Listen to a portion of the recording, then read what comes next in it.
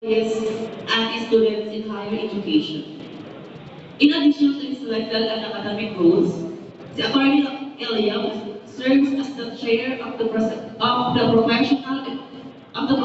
Development Committee and the vice president for SUCs and LUCs of PAPSA's Region 11, where he actively promotes leadership growth and student offers excellence across state and local universities and colleges.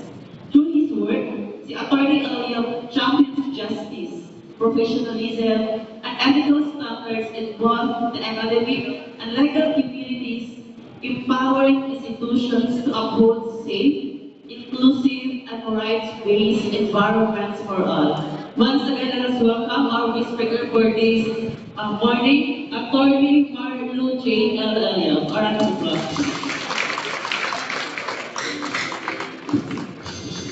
Thank you, Mike, and the entire Saman College of Davao for inviting me.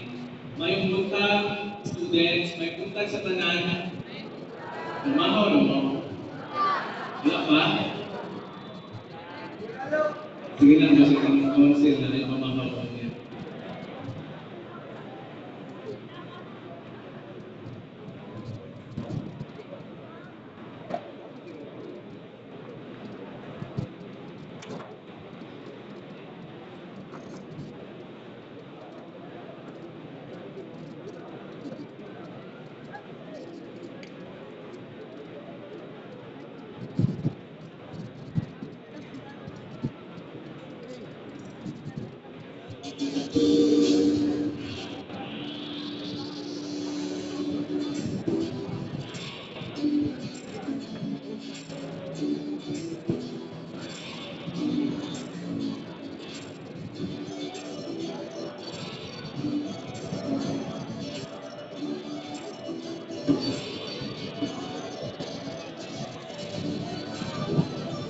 So while preparing si attorney, let me ask you guys what's your another expectation for this morning on our seminar.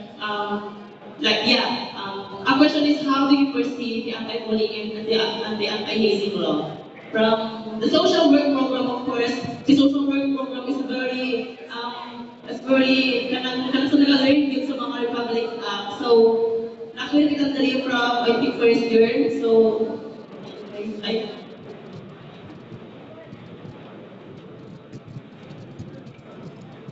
okay, no expectation. So,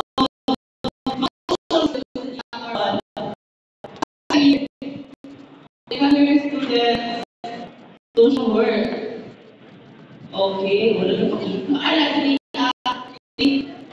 Question